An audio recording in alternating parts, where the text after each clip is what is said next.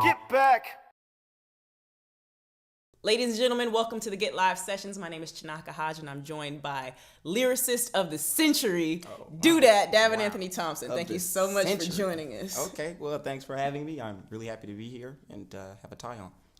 Well, we're glad you have your tie on as well. Tell us a little bit about the song you're going to be recording today with the Get Band.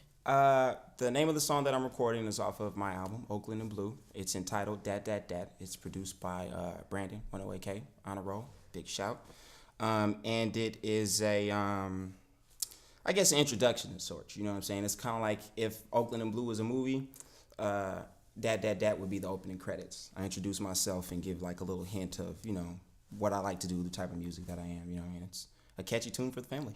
All right. So I know about the Oakland and Blue project and the series very well, but for the folks who don't know about it, tell them a little bit about what the idea behind the album is. It's a concept album, so let the folks know what it is. So Oakland and Blue is a jazz hip-hop fusion album. I went and I dug into the catalog of Duke Ellington. It's a very extensive, deep catalog.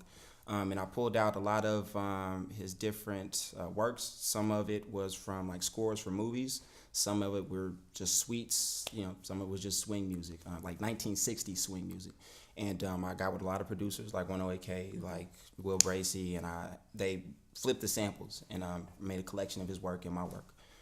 So we released that earlier this year, May 2010. It's been doing well, getting some cool reviews, and I'm happy to do the jazz thing, Okay. Well, tell us a little bit. I know that, the album is one thing, but you've also had these listening sessions, and tell me kind of the idea behind the two and what those sorts of collaborations have meant to you so far. So Oakland and Blue is not just about me, but it's also about like kind of the artist community that I come from.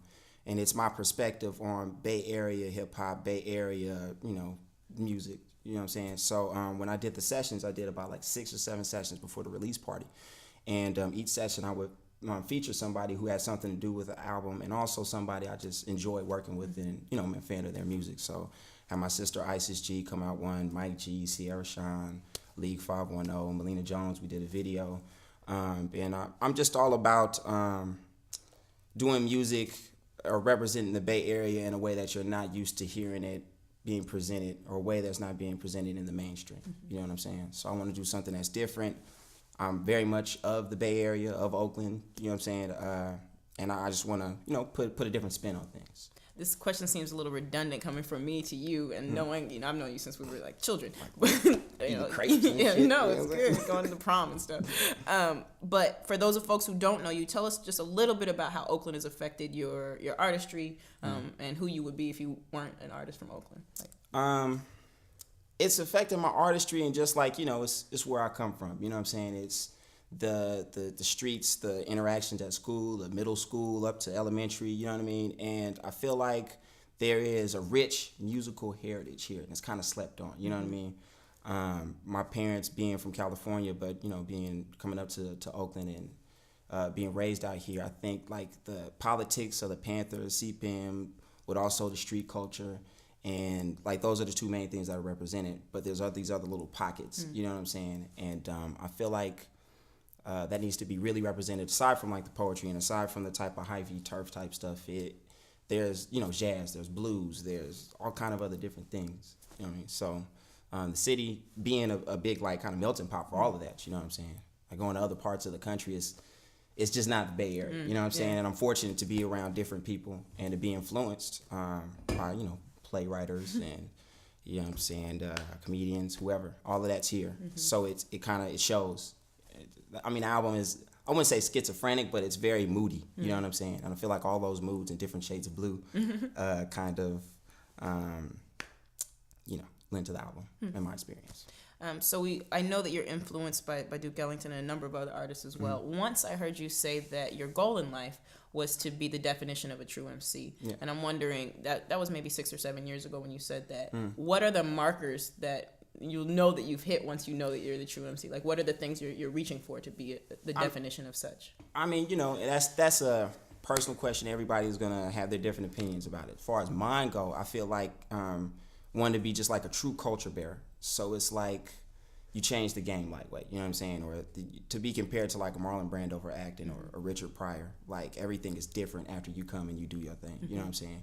And that's a definite marker. But I also think it's just and how you control the situation and how much of an entertainer you are. You know what I'm saying? Like, MC to me just isn't quite just rapping. Mm-hmm. It's being able to go in any place, any room, make a connection with the crowd, and kind of like be the maestro, the Cab Calloway for you know what I'm saying? So smart. You hear what he said, guys? She said MCs make connections in a maestro Cab Calloway. You're seeing MC. You Only should not hide. You see what's going on, guys? See, I'm tapping. Okay. Tapping.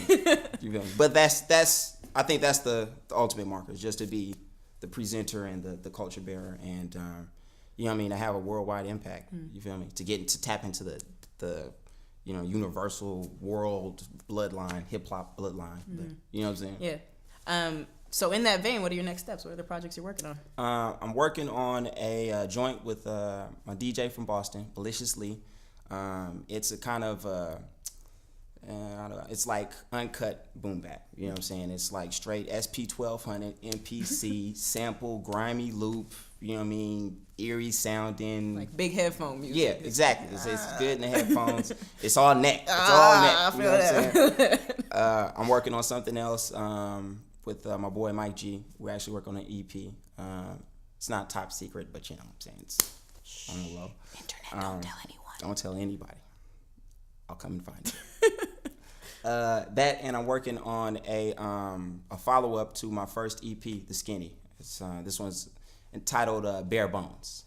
I'll explain that a little bit later. Okay. So how can the people find the music that you have out in the world?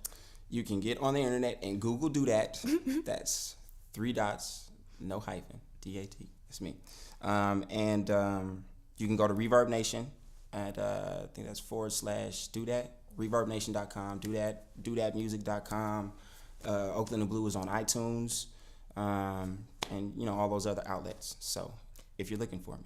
If you're looking for him and you can't find him, but you can find us, you can go to www.getback.com. We'll have links to all of Davin's music and all the other artists in the Get Live recording sessions.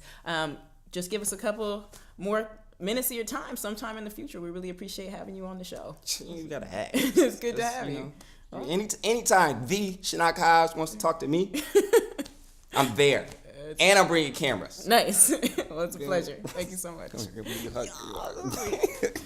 Peace. I'm Do That. You're about to check out Dat off of Oakland and Blue, the Get Live sessions. With the Get Band.